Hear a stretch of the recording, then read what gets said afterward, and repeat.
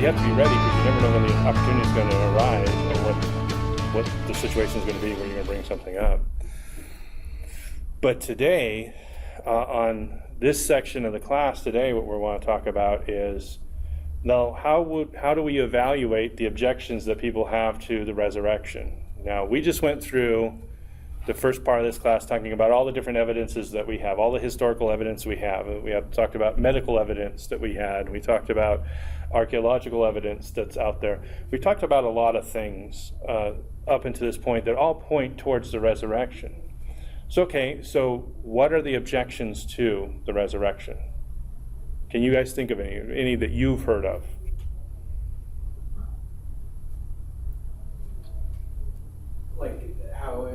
Like alternative theories of why the body wasn't there? Yeah. So like if you ever talk to one of your friends, what have they said about what they... Has anyone ever said, oh, I don't believe it because of... You say it's a myth. Some will say it's a myth, yes. We'll talk about myths. Mythicists. They believe that Jesus... Different levels of it. Some people believe the resurrection is a myth. Some people believe Jesus as a whole is a myth. So there's two different types of myths there. Anything else? Well, some will say that the disciples stole the body. Correct. So that's one we already kind of like talked a little bit about. We'll talk a little bit more about it. But that one was one that the Jews had brought up at the time, right? The swoon theory, he didn't really die. Swoon theory, he didn't really die. Tossed into a pit and dogs ate the body. Right. John Dominic Crossan's idea that he was just thrown into a pit. But the Muslims say somebody else died in his place. Somebody else died in his place, as the Muslims say. So there's He didn't resurrect. He's still in the grave. They're still in the grave. So we've got a lot of different types of things. You left one out, Jesus being an alien. My personal favorite. There's a couple books actually written about it. So we have these different ideas. Now, how should we address them? How should we look at them compared to the evidence that we've already kind of looked at, right? So that's the first thing that we want to talk about here. What we'll run into that we'll find is that people will either take like the Muslim explanation that Jesus didn't die there, that somehow Allah gave everybody an hallucination as to somebody else dying, or somebody else died and they all thought it was Jesus, to deceive everybody into thinking that he was dead. Now, a good question for that I always think of is, to what end? Why would he pretend to have Jesus killed? A prophet. What good does that do? And if he did pretend it, how did we find out that he wasn't actually crucified? So it's an interesting thing. So if you're talking to a Muslim, you might want to ask some of those types of questions, like why? What do we have for that? So many of these alternate explanations that we have are going to be based upon assumptions. In other words, they say, well, this could have happened. As soon as they say this could have happened, your next question should be, well, what makes you think that is what could have happened? Because it's a dirty little trick that if they just don't want to accept whatever it is that you're telling them, they could say, well, it could be this. Well, it could be anything. But what evidence do you have to support that? Because I gave you a bunch of evidence here for the resurrection. Now you can say it could be this. What evidence do you have for that? And they'll say, oh, well, this, that, or the other thing. And you just have to evaluate what evidence they may or may not have. 9 times out of 10, they're just going to look at you like this, with a blank stare in their face, because they have no idea, because they never really thought of it. They just want to object to it, and so they just speculate as to what it could be. So they just say, well, it could have been this. Okay, what evidence do you have for that? I notice in general there's a tendency of somebody who doesn't believe the same way you believe, and you start asking these logical questions, they don't want to answer them. They come at you or talk about anything else except what you're asking. Right. And I notice this is an ongoing battle, trying to pin the person down and force an answer out of them. Simply yes or no to your question. Sometimes it's one tactic that you can use is just bring it up right then and there. Just like say, I don't know if you've noticed, but I asked you this question and you didn't answer it. You went off on this. Now, are you not answering it because you don't have an answer, which is fine, or you didn't answer it because you didn't like the point I made? You just call it out, but not to be confrontational about it. Just say, did you notice that you did this? And did you do this because of this or this? And then let them. Now it's a different question. It's as to why they weren't answering the question. Or even to make it even more subtle is to say, did I not explain myself? Do you not understand what I'm saying? Because you're not answering the question that I'm asking.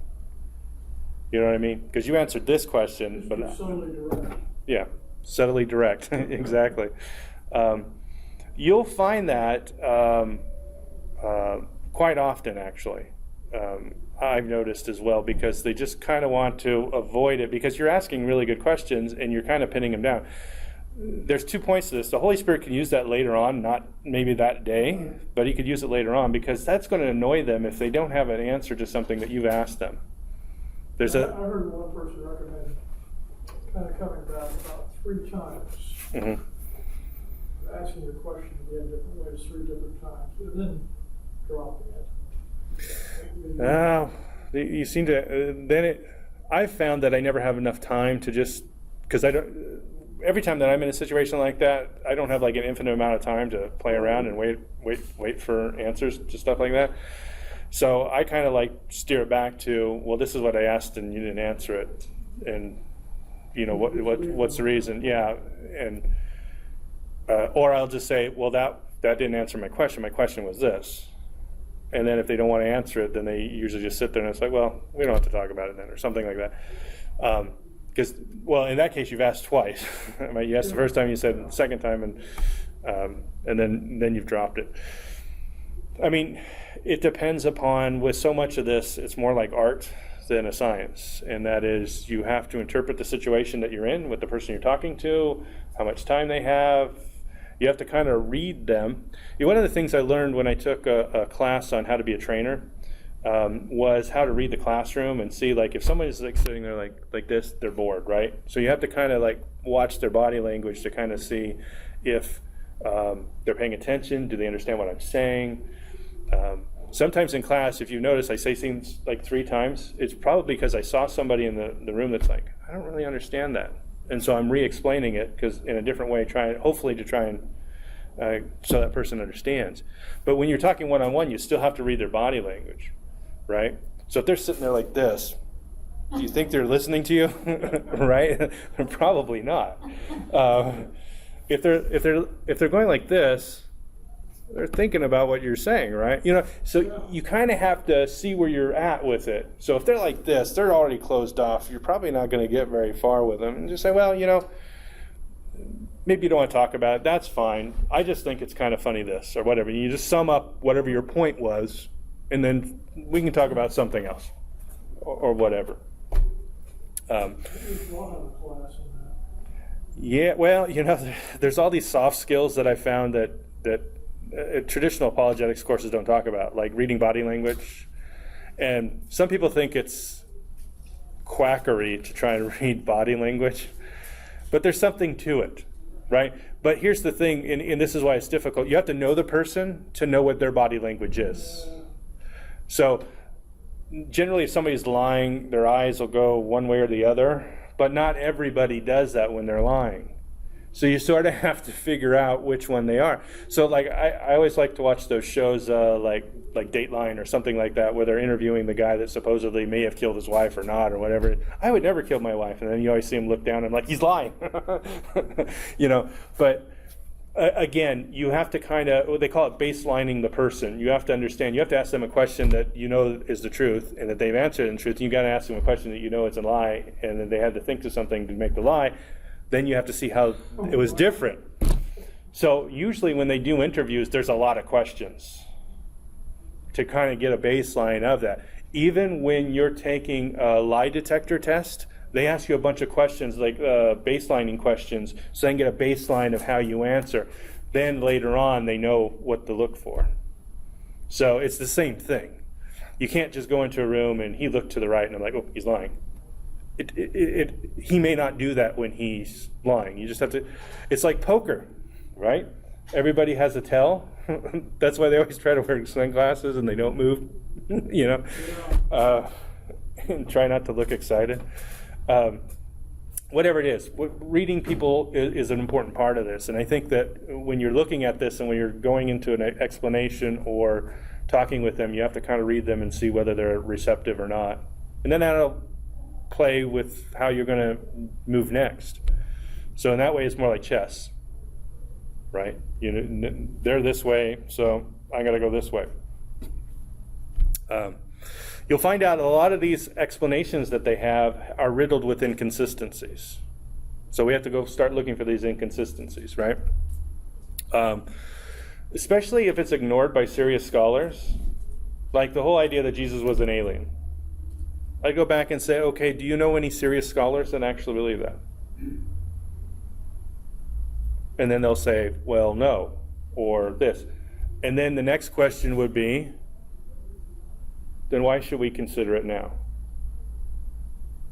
I mean, let them have to come up with the reason why they ought to accept this. And one thing that I've really found really hard is people that have conspiracy theories. It's really hard to deal with people that think in that mindset where everything is always got some ulterior motive in something like this. They're always thinking, there's secret organizations doing all this and all that stuff. Now, whether there is or whether there's not, you look at the evidence they put together to try and come up with these ideas, and it's all speculation. Like Michelangelo painted the Last Supper. How come John's away from him like this, or something like that, or whoever, Peter, or whoever it was? I don't know what it was. He's away from him like there's some kind of distance there, and then they start talking about, so was Peter distanced from Jesus or something like that? And I'm like, this was painted like over 1,000 years later. How did Michelangelo? It's not like it's a photograph, but they're treating it like it's a photograph and trying to interpret how people put it there. So all that does is tell you that, one, Michelangelo may have had some kind of subconscious thing where he thought that, but that doesn't mean anything else. Maybe he purposely did it. Why did he purposely do it? We don't know. It's all speculation, right? But they look at it and they find all this stuff in it and they say, oh, Michelangelo knew about this, and did he? I mean, This is the older making this claim, so now they have to back that up. Well, yeah, the funny thing is, I don't know, if you just watch some of those shows, you'll just kind of like chuckle, because it's like, okay, there's no evidence for that. Why should we believe that? A lot of them. And the scholars that they get on these shows are not the serious mainline scholars. They're all the fringe people. So if you want to be on TV, just come up with a fringe idea and they'll put you on TV, apparently. So what we want to talk about is serious scholars. So we always want to go back to that and say, okay, well, is there any serious scholars that do this? And again, some of those ideas will be unrespectable type of ideas, and they're not really good. Many of them have been refuted and dismissed a long time ago, and they're just rehashing them and bringing them up again. So they keep on bringing up the same old tired explanations that Christians have already answered long ago, and maybe we forgot, or maybe we didn't know, so they bring it up and it sounds like it's new. But none of these things are new. They're all the same old stuff that's been in. And many of them are based on bias. In other words, they're biased against Christianity, or they're biased against, they're biased for what's called naturalism, materialism, or atheism, and so they can't believe in miracles. They can't believe in a resurrection. If they're biased, sometimes you can point that out to them and say, well, that's your worldview that's controlling how you're looking at the data. And will they answer you honestly about that? Some of them will. Charles Hawthorne, he actually did. He said, I can neither explain away the evidence to which Habermas appeals, nor can I simply agree with Flu's or Hume's position. Flu's and Hume's are basically saying, Hume basically said, with a miracle you need extra evidence to prove it's true. With anything that's not natural that happens, you have to give more evidence to prove that it's true. But then he finishes up by saying, my metaphysical bias is against resurrections. So he Sounds like opinion. right. But here's the thing. He's honest, and he says, I understand I have a bias, and that's why my bias won't let me believe in a resurrection. So he recognizes that he's biased. This is good. I mean, Flew was the same way. Flew recognized that he had a bias against things and still argued against them. Now, we don't know if he became a Christian before he died, but he did become a theist before he died. So he left atheism and said there must be a God. I just don't know who the God is. Now, whether he ever made it to Christianity or not, I don't know. Some people say that he may have, but that's not really here nor there. What is relevant is that he admitted that he had a bias, and eventually he gave up the bias. So this is something that's good for us to know, because if we're ever in this situation and we know that we come up with somebody that has a bias, if they're willing to admit they're a bias, what's that, like Alcoholics Anonymous? The first step is to admit that you have a problem, right? The first step is you got to admit that you have a bias, and then we can move forward. So maybe that's a good thing. So you just accept that person's view then and let it go, or do you try to present some kind of evidence? No, if they recognize they have a bias, then they know that there's evidence against their position. Then they've already done that. What the Holy Spirit would then use at that point in time is something that God has built into us called cognitive dissonance. When we know that something is true and we try to hold to a different point of view, our mind is not going to let us rest until we figure out a way to reconcile that. Point of tension. Right. So there's going to be this cognitive dissonance. Now, most people will try to ignore the cognitive dissonance with hedonism or whatever by just, watching TV constantly and not switching your mind off, keeping yourself occupied in other things, because they don't want to deal with the cognitive dissonance that's telling them this is true.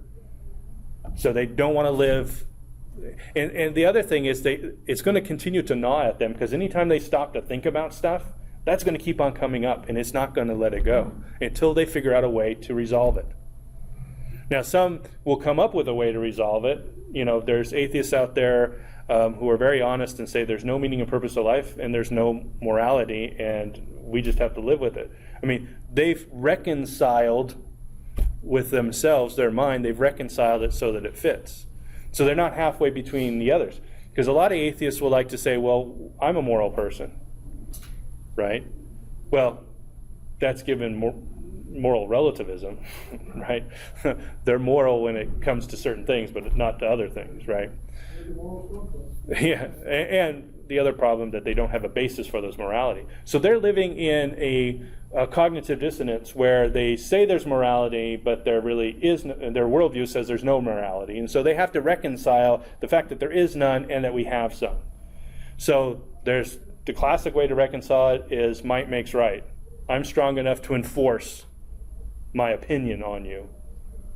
That's one way to reconcile it. The other way to reconcile it is to say there is no morality. I really can't say whether something's right or wrong, other than I don't like what you did to me, which really then reverts back into might is right, right? You keep on. So, but most of them won't. Most of them will argue to the nth degree, I'm a moral person. And they may act moral, but that's not the question. The question is, does your worldview have a basis for it? Now you're living in this cognitive dissonance area where reality says there's morality, but your worldview denies that, and you're trying to reconcile it. So if you think about this,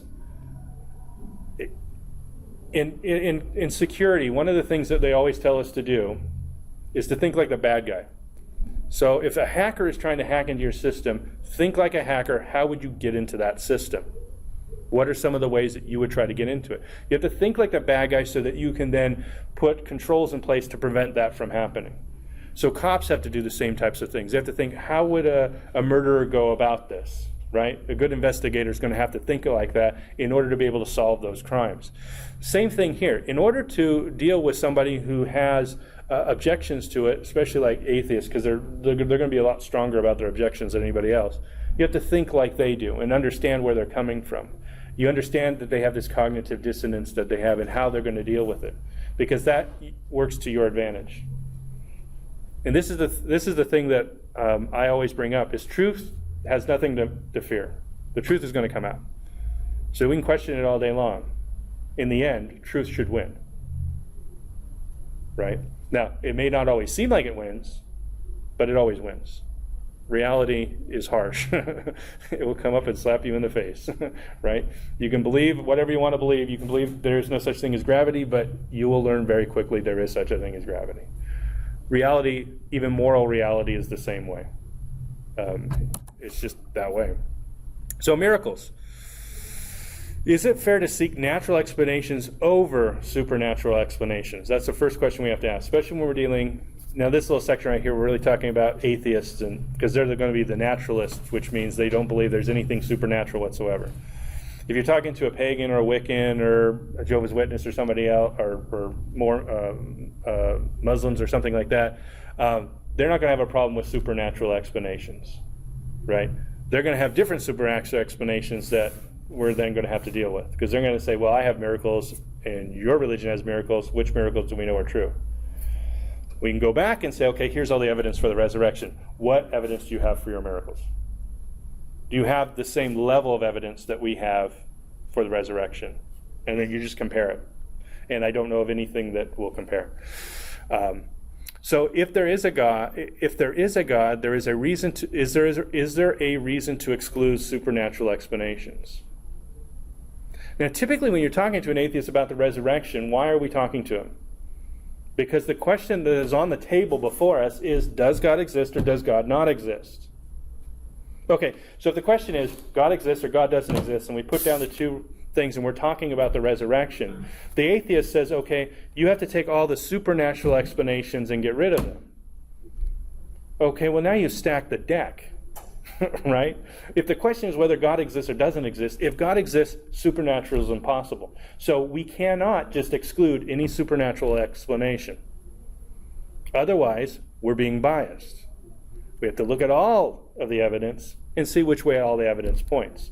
So the first thing you have to do with an atheist or a skeptic when you're talking to them is to put this out on the table. We have to make sure that they're not excluding supernatural explanations just because they want to exclude them. So we want to tell them, if God exists, are miracles possible?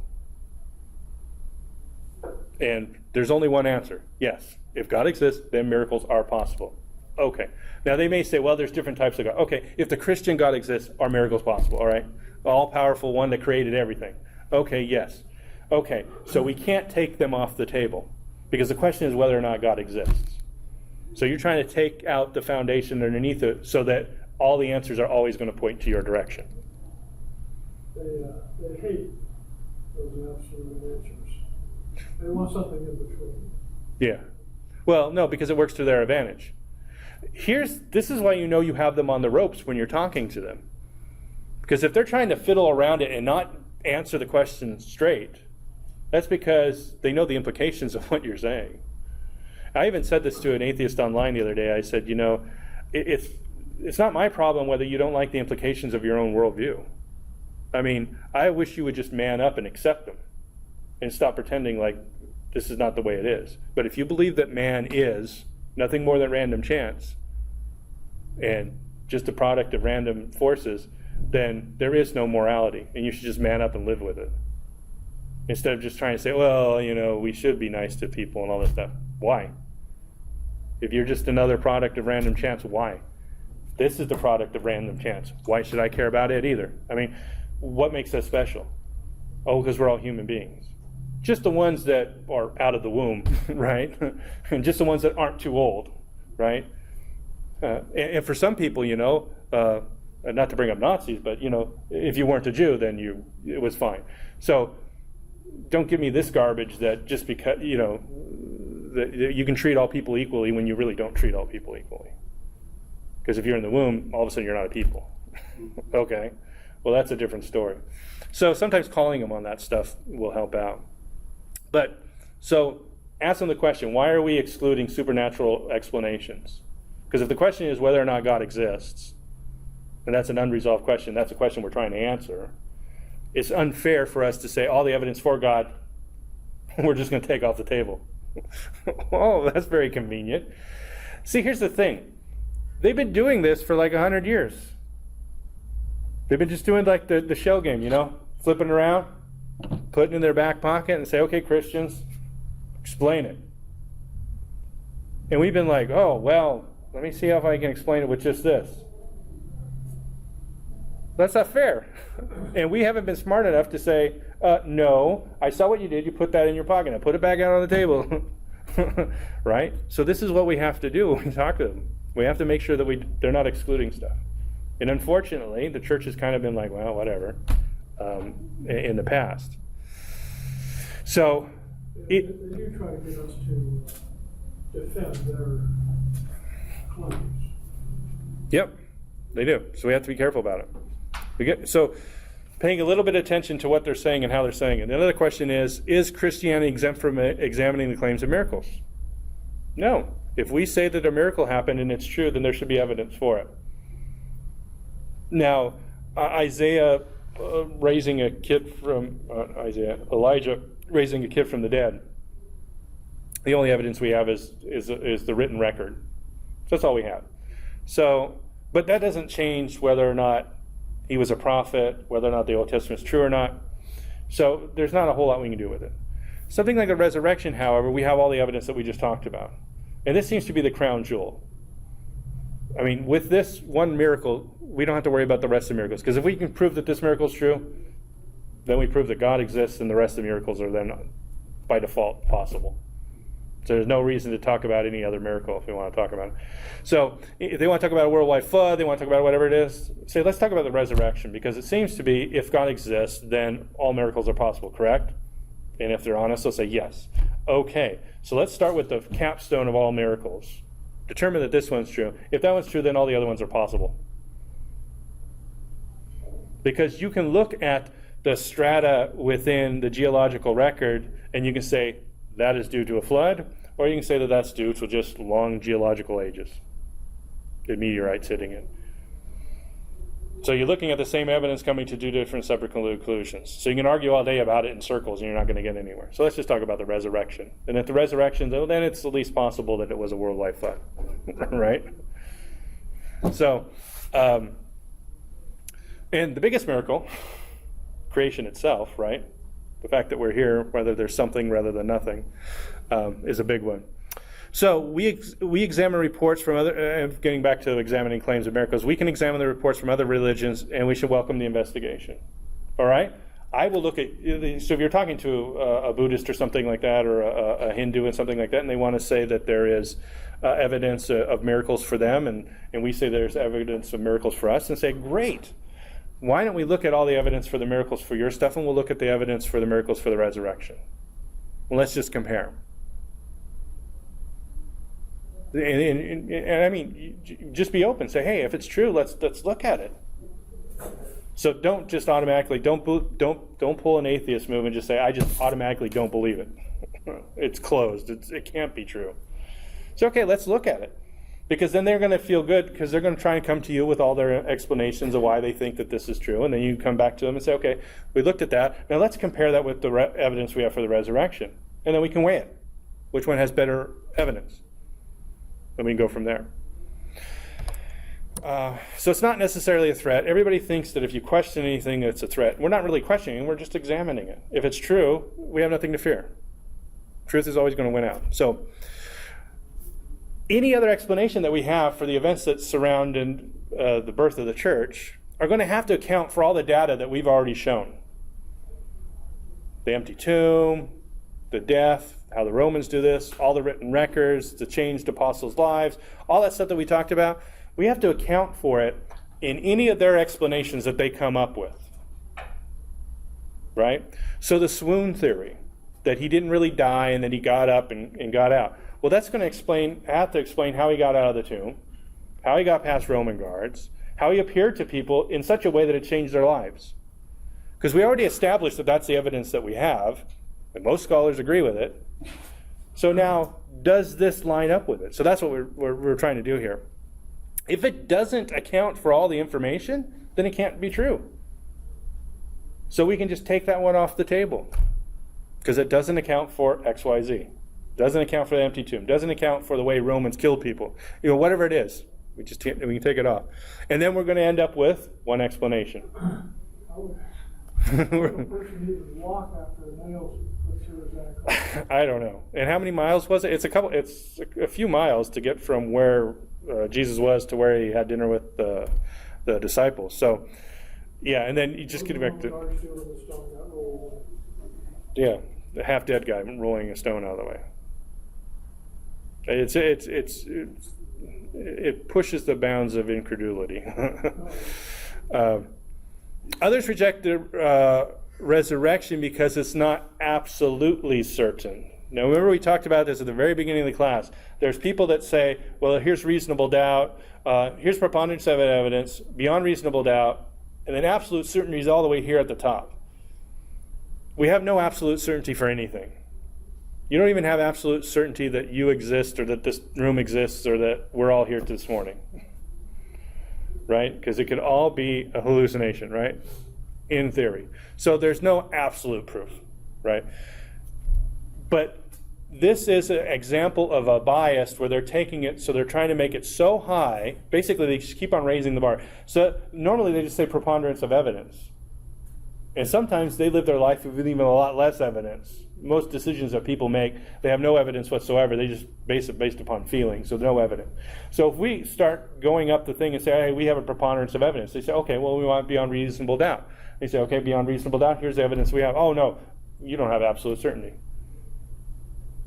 Well, this is such a big decision, we have to have absolute certainty. Okay, but if you have to have absolute certainty, why don't you have to have absolute certainty for atheism? Why don't you have to have absolute certainty for any other religious belief that you have? Just this one. Why? I mean, make them tell you why they have to have absolute certainty. Because whatever it is, it's going to sound like BS, really.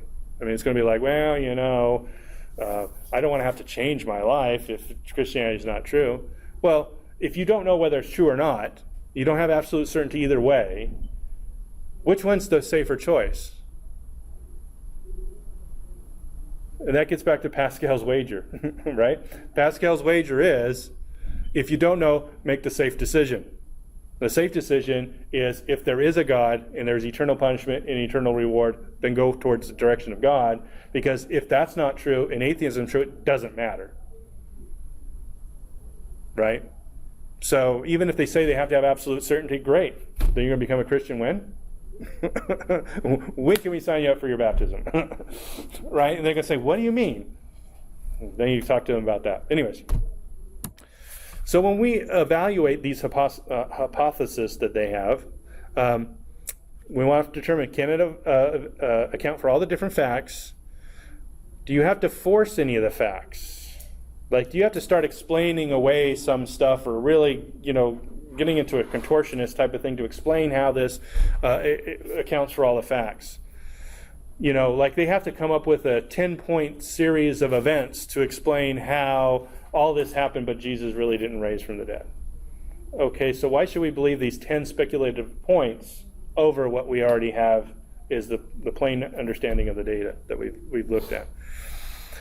Can we account for it without using speculation? The whole idea that Jesus was an alien is complete speculation. Jesus gave us, and here's the thing. You could say, well, there's complete speculation that Jesus is God. No, there's not complete speculation, because he claimed to be. He didn't claim to be an alien. He claimed to be, I am. Okay, so now we have an issue here. He's claimed to be God, and then we have all this evidence. So we're not speculating that Jesus could have been God. That's what the evidence is telling us, the written record has.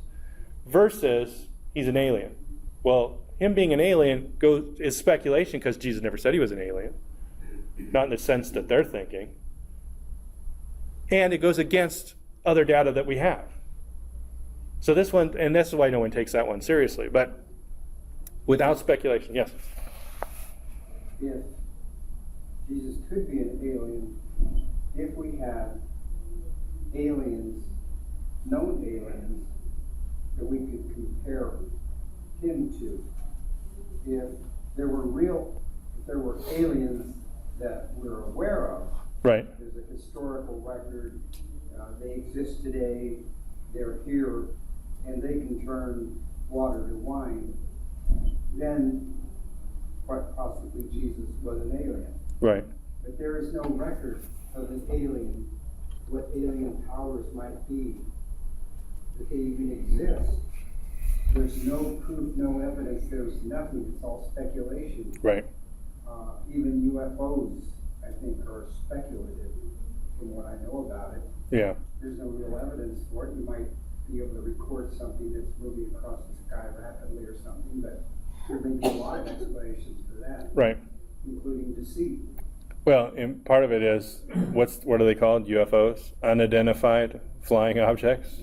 Well, that's true. It's unidentified. So just to claim that Jesus could have been an alien doesn't make any sense, because you have nothing to compare his alienhood to something that we Right. know to be alien. Right. And even if you take the accounts of aliens that are out there, whether they're lizard ones or gray ones or whatever it is, none of them look human. I mean, so even if you did that, even if you took the lore that we have, it doesn't fit any of that stuff either. Well, the way you could say he's an alien.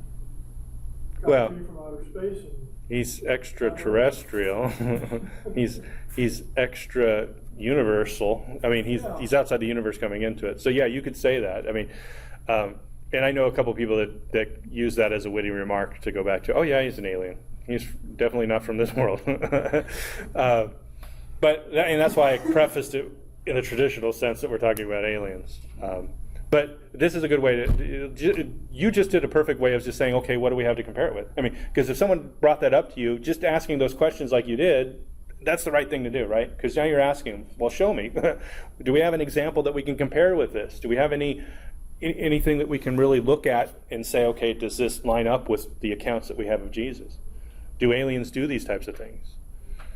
No, most of the accounts that we have of aliens, apparently they're abducting people and putting things in them and taking things out of them and turning cows inside out. I mean, Jesus didn't turn cows inside out, right? Not that I even think that that's true, but I'm just, these are the types of questions we have. If he's an alien, why isn't he acting like one? It doesn't account for the fact that Jesus fulfilled prophecy. How do aliens know that? And see, that's a good question, because if aliens don't have the ability to tell the future, as far as anyone's ever shown, right? So, and if naturalism's true, then they have no way of accessing the future. So why should we believe that they could accurately predict things? So yeah, there's a lot, if you take it seriously, there's a lot of evidence against it, and it's just nothing more than speculation. And I would call it probably fanciful speculation. But here's the thing, you got them on the ropes when they have to go to extreme lengths like this to come up with stuff. Because basically what he's saying is all your evidence looks true, so I can't say it's God, so the only other alternative is alien. Okay, well, you're almost there. we can have some fun with this. And can we account for all the facts given our widely accepted knowledge? Our widely accepted knowledge. In other words, based upon everything that we know, we can't speculate, well, in the future this may be scientifically possible. We don't know that. Based upon what we know now, greater than the speed of light travel is impossible. Therefore, where would aliens live? They'd have to live somewhere in our solar system in order to access us as often as they say they do, right? Because we can't break the speed of light. It does weird things to time and everything. So we know that this is probably not possible, nearly completely impossible, unless we figured out some other thing. So given our widely accepted knowledge, there's no reason to believe it. Could science one day figure out a way of doing wormholes or something? Possibly, but we have no idea about that. Again, speculation of what science might do in the future. Again, not widely accepted. We don't know that. So Now, the resurrection passes all three of the first tests, and on the last one, it's the most plausible that we have. In other words, given our widely accepted knowledge, people don't rise from the dead. But that's the reason why we're calling it a miracle, because it's not something that naturally happens. In other words, there had to be divine intervention. So this is what we're looking at. Everything else, not changing water into wine, but a lot of other things that are in the Bible naturally happen. Worldwide flood, is that really even a miracle? Well, yeah, because God did it. Well, okay, but could there be a worldwide flood and there be a natural explanation for it? Why, yes, there could. So, yeah. Well, actually, if you make the earth flat, we would all be underwater. So, We know that. right, well, it's not now. The other thing, too, is if the moon got too close to the earth, all the water can move to one side because of gravity. And as the earth turns, that part of the earth would be in the water, and the other side not. There's all kinds of weird things. Anyways, is it possible? Naturalistically, sure. There's a way we could come up with it. It's not impossible. So, a miracle is someone who's dead coming back to life after such a death. That reeks of divine intervention. There's just no way to get around it. So it's the most plausible. It doesn't fail the fourth. In other words, the fourth, given our common knowledge, it's not impossible. But people are always going to say they want a naturalistic explanation for it. And that's what we're going to say, whoa. The question is whether God exists or not. And if God exists, then supernatural is possible. So we can't rule that off the table. Because that's what they're trying to do there when they say that. Good point to make out to them. There's no absolute certainty that naturalism is true or supernaturalism is true. Again, remember we said there's no absolute certainty? So why should we prefer naturalism over that? Well, because most of the time that's the way things happen. But I'm telling you about a God that makes an ordered universe that runs by natural laws that he created. So that fits into my understanding as well. So nothing that we're talking about here negates that. So the fact that there's no definitive proof either way means that we should treat them equally. And the question on the table is whether God exists or not. However, like we said, they just take a position of naturalism before they look at the evidence. And then they look at the evidence assuming naturalism. That's exactly what Hume is doing and why he's making his argument the way he is. That's the way Anthony Flew looked at it. That's the way almost every atheist that's out there looks at it. With the exception to the few that say, yes, I can't account for all the data, and I'm just going to be biased against it. There's scientists out there that even admit, yeah, it could very well be true, but, I don't like the moral implications of there being a God. I mean, they're being completely honest about it. And these are not regular atheists off the street. These are like professors, they have doctorates, they're scientists, they're the top of their fields, and they're admitting these things. They're not like just Joe Schmo off the street. So this is interesting to keep that in mind. And common hypothesis that we will run into, or some people will say that it's all legend. Didn't happen, it was made up after the fact. We've kind of already looked at all the evidence, and if it's legend, how did the church start? Why isn't there an alternate story as to how the church started? And the other thing, too, is until the point that we had a canon in place, in other words, the scripture was canonized, up until that point, we have an uninterrupted chain of early church fathers that get all the way up into that point. So it's like we almost have a chain of evidence or custody that we have, keeping this all the way up until we actually have it codified. And we have copies from that period of time, so we have the whole New Testament. We know what it was. There's nothing else out there that says that this is how the church started. But we should believe some speculation that it's all legend. I mean, it kind of reeks of like you're just being speculative just to be skeptical. I mean, you're just pulling my leg. That it was lies. I mean, people could believe, people do things for lies all the time, but not when they think it's a lie. How many people are willing to die for a lie? Now, I can understand not wanting to. I had a guy who was talking to me, and he's big into Japanese culture, and he was telling me about, samurais would kill themselves, if there was something that dishonored them. Rather than dishonor themselves, they'd kill themselves.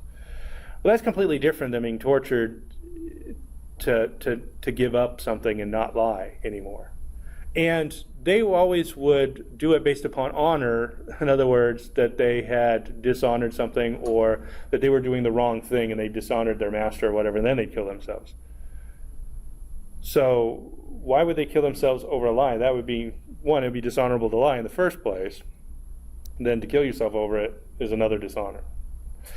So I don't believe that people die for what they know to be a lie. I mean, can you think of anybody that would die for what they knew to be a lie? I think people lie to avoid consequences, and they lie for gain of some sort, to mislead, to get something you shouldn't get. Right. But those are the only two reasons that I think are off the top, is to why people lie. Right. A friend of mine told me basically the same type of thing, and he's a criminal investigator, and he basically said people lie for, one, to avoid embarrassment, two, to get something out of it. These are the reasons why people lie. I don't see people lying, well, and he said there's just sociopaths, people that just lie to lie, and they can't control themselves, they just lie. But then we have to have 12 of them. Right, and you don't normally get people in a room that all just are compulsive liars, right? You'd have to have 12 compulsive liars, but liars always get caught. Even compulsive liars, they always end up getting caught because they make this story up, and they go too far. And this is what the cop told me also. He said when they do interviews, the reason why they ask so many questions and ask for all the details, and then they ask you again, and then they ask you again, is because eventually you're going to slip up in telling the details. Because you can't remember all these little details that you made up in your head, all these lies. So, because you made it up at that point in time. So when you go in the future and you ask them again, then the story completely changes, right? So even compulsive liars, you can find them out because eventually it's not all going to line up, right? Maybe they had a lapse in memory. That's another thing. Well. They forgot, and they came back and they thought. I mean, how would you forget being on the road to Damascus, light knocking you off your horse, you being blind, and then Jesus talking to you after you were just killing his people? I mean, how are you going to forget that or misunderstand what happened? Or, that, and not just you, again, it's these other 12 guys as well, right? That also, well, more than 12, but all these other people had the same experience as well. It doesn't make any sense. And then psychological phenomenon is another one that they will say. In other words, people thought they were seeing and hearing Jesus. And we've kind of already talked about a little bit about that, like mass hallucinations and all that kind of stuff. So in the next one, we'll talk about the different types of legends that are out there. Embellishments. Jesus died, and he was buried, but he really wasn't dead. And so a spin on the, the swoon theory. But then he died shortly thereafter. Well, over time, everyone just keeps on telling the story, and it just gets bigger and bigger and bigger and bigger and bigger. Now, here's the problem we have with that. Again, remember we have the Gospels, and then we have this chain of early church fathers until the canon was solidified that attest to the same information, right? So, do we see any evidence in the early church fathers of this embellishment happening over time? No one's written a book on all the embellishments and how it happens. Again, this is just speculation. We have ample opportunity for evidence, but we don't have it. Now, people will say, well, fish stories, right? You went fishing and it was this big, and it was this big, and then it was this big, and then all of a sudden it sunk your boat. Well, that's a completely different story. This isn't. This is a story where there's no way to confirm it because you were on the lake on the boat by yourself, right? There's no way to confirm it. It's those types of things. Now, we're not talking about that. We're talking about all these other witnesses, up to 500 of them, that were around at the time. So there's no real room for embellishment, because if you embellish it, then then when Luke was investigating, asking everybody, he would have got conflicting information. Right? So roughly when did these legends start? The earlier years or of late? Most of the time when I talk to people about this that bring this up, they completely misunderstand anything with history. The first thing that will come out of their mouth will be, the canon of Scripture wasn't done until 3 whatever. Okay, well now you've forgotten all the early church fathers, because we have a lot of their works written down. Let's go look at all of those and see what they have. See, they just assume that there's this big empty space of no history between the time of Jesus and when the canon was finally accepted. So they're as if there was nothing between the two times. Now, that negates the whole fact that we have all of these papyrus and manuscripts that exist prior to that, even partial ones. We may not have a full Bible, but we have all partial ones that align with the full ones that we have at a later date. But they're assuming there's nothing in there yet. We've got karma dated information that says that we have manuscripts from that period of time. Not only that, we have this time of early church fathers and all this stuff. They are completely ignorant of those facts. So 9 times out of 10 they say the Gospels weren't made canon until then. That doesn't mean that was when they were written. They're conflating two things. When the canon was formally accepted and when it was written are two different periods of time. They just think it's all in one thing. They just made it all up. Well, that negates all this other stuff. And by the way, up until that period of time, all the early church fathers, they talk about every passage in the New Testament or allude to it. So there's nothing in the New Testament you would not get if you didn't have the Bible and you just had the early church fathers. Again, they don't know that fact either. So again, what you're dealing with, you have a skeptic that's uninformed, and that's your job to inform them. So they think it's legend. Say, well, what makes you think it's legend? Well, the New Testament didn't come out until the first whatever. And then you say, well, actually, no, that's not true. This is what the facts are. Some of them will say it's non-historical literary style, but there's actually been some books written about it, about how the Gospels are like ancient biographies. They're written in the same format as biographies. Non-historical literary style, I have a hard time believing that. If you've read the Gospel of Luke, he's talking about very straightforward. I'm giving you a written record of the things that happen, and I've investigated this, and I've talked to people about this, and I've compared their stories and put it together, and I'm putting it together in an orderly fashion for you. That's non-historical literary style? That seems like it's exactly historical style of writing. It's like, I'm an investigator, I went and I investigated these things, and this is what I'm reporting. That's very much like history. So I don't know a lot of scholars that would take that one seriously, but if someone says something like that, well, it's written like myths. What about it is written like legends? The miracles. Okay, now we're doing the supernatural game, right? We're going to take supernaturalism, we're going to put it off the table, and it's only naturalism's allowed. And if it talks about anything else, then it's not true. Right? So, all right.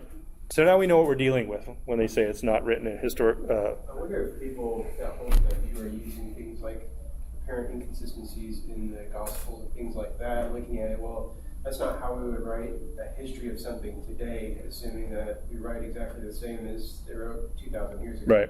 Next thing you compare historical biographies written in the same time. Right. And that's what those books that have been written about that, and that's a good point that you bring up. We're also imposing the tyranny of the present, is what it's called. We impose our standards today on the past. And we assume that they have to do things the same way that we do it. When we write history, we do these things. Well, they didn't do those things, so it's not history. Well, no, that's history for them. That's how they wrote history. We write it this way. Who's to say we're right in the way that we're doing it, right? Anyways, so good point that you bring up. Remember that as well.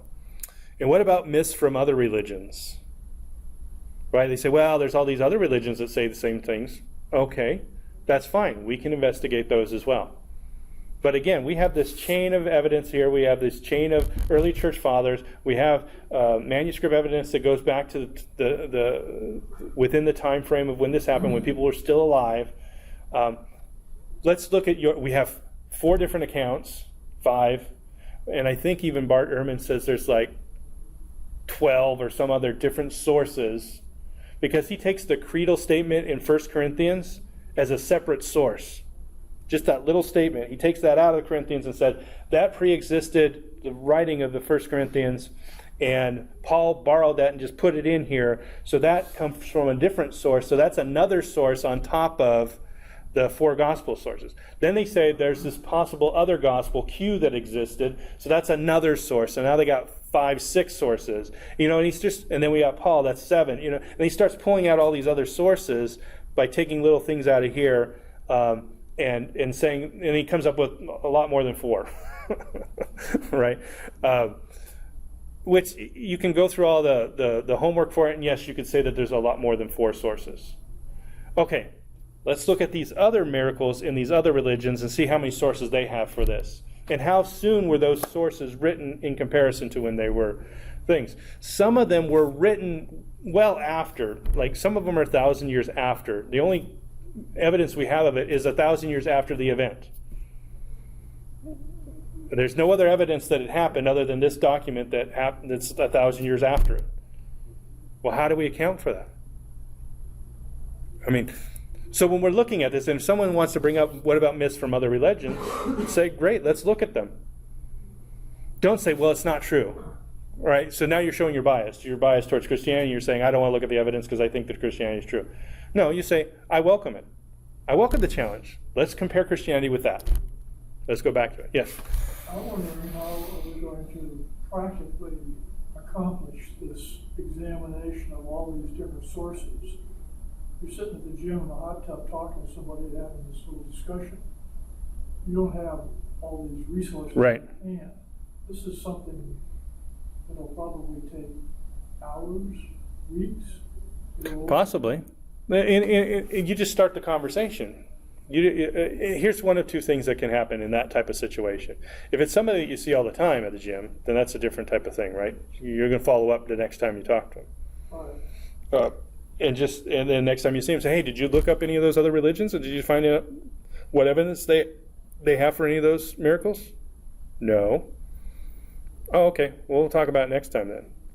But you can come back and say, well, I was prepared. I did I got a list of evidences for the resurrection if you'd like to see it, and you can rattle them up. This is not something you accomplish on a first-time meeting. Probably not, no. And see, some of these things, you really need to have a relationship with the person, because it's not going to be someone you're talking on the bus that you just met on the bus. Yeah. In those type of situations, you got to figure out, you have to take all this information that I've given you in this class, and you got to come up with a 30-second presentation of it. That's what you got to think of. And then you need to be just ready to give your 30-second presentation. And then give them the opportunity to follow up. 2 things that come from that. 1, it shows that you know what you're talking about. So, wow, that guy really has studied it because he cited all this stuff. And then 2, it gets them to think about it. And maybe that's all the Holy Spirit wants you to do for that person in their lives. And then later on, he's going to do other things.